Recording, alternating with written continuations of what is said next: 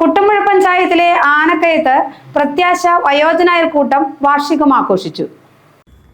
കുട്ടമ്പുഴ പഞ്ചായത്തിലെ 11-ാം വാർഡിലെ ആനക്കയം പ്രത്യാശ വയോജന അയൽക്കൂട്ടത്തിന്റെ വാർഷികം ഗ്രാമപഞ്ചായത്ത് പ്രസിഡന്റ് മേരി കുര്യാക്കോസ് ഉദ്ഘാടനം ചെയ്തു. അന്നക്കുട്ടി പത്രോസ് അധ്യക്ഷത വഹിച്ചു.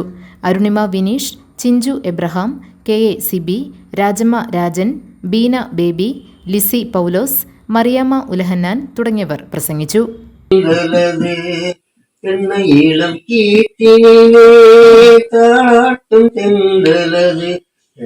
இதனை சாய்த்து விடும் புயலாக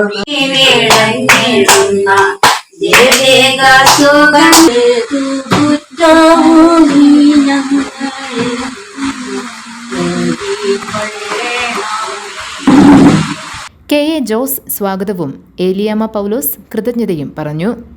GTV ന്യൂസ് കുട്ടമ്പുഴ.